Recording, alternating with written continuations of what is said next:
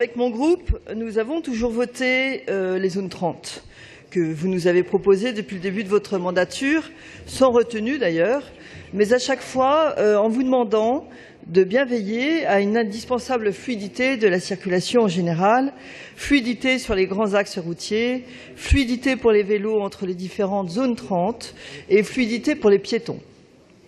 Mais aujourd'hui, au vu de la situation, nous sommes de plus en plus circonspects, et le mot est doux et bien aimable, sur vos propositions en matière de circulation.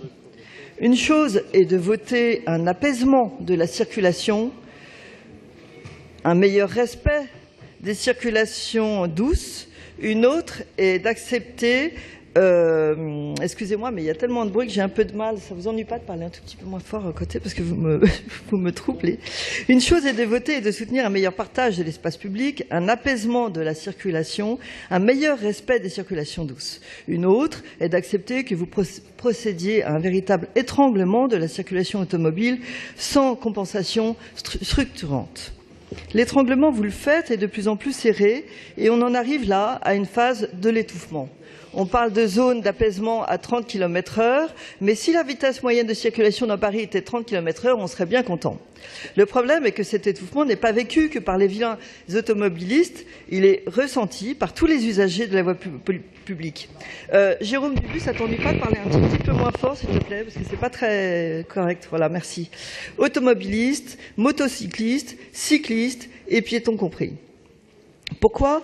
Parce que vous supprimez, vous coupez, vous stoppez net des voies de circulation en comptant sur la seule évaporation, mais vous ne proposez rien de nouveau qui soit structurant et en plus vous abandonnez complètement l'entretien des chaussées qui sont dans un état mais absolument chaotique. Vous prenez l'apaisement, mais c'est la peur en fait qui s'installe. Peur chez les piétons qui se sentent en insécurité sur des trottoirs souillés et défoncés, qui doivent se concentrer pour ne pas se tordre les pieds dans une ornière et craignent aussi, en tout cas, et en particulier les personnes âgées, les vélos qui arrivent dans tous les sens. Peur pour les cyclistes que vous faites rouler sur des chaussées accidentogènes, défoncées, pleines de nids de poules. J'en suis une victime et je sais de quoi je parle, et au milieu d'une circulation de plus en plus dense et nerveuse. Peur pour les automobilistes qui doivent rouler au milieu des scooters, des camions, des vélos. Peur pour les chauffeurs de bus qui ne savent plus où donner la tête. Peur, peur, peur. Votre politique de la circulation, c'est peur sur la ville.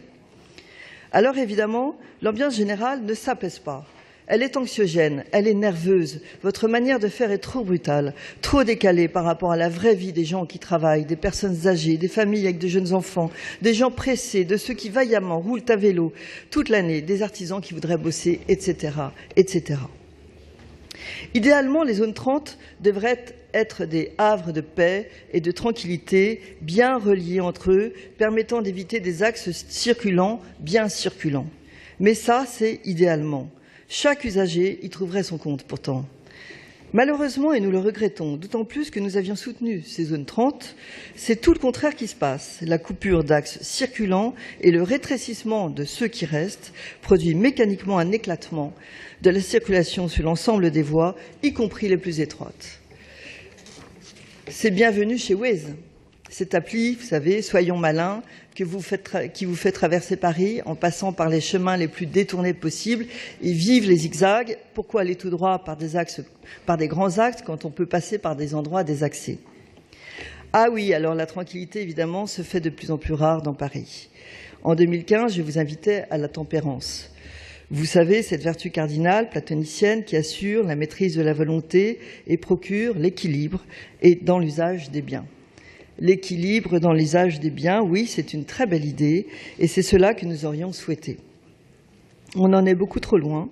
Je trouve que vous allez beaucoup trop loin dans votre furieuse et irrépressible envie d'éradiquer la circulation automobile, absolument pas compensée par des propositions alternatives, concrètes, réalistes, efficaces.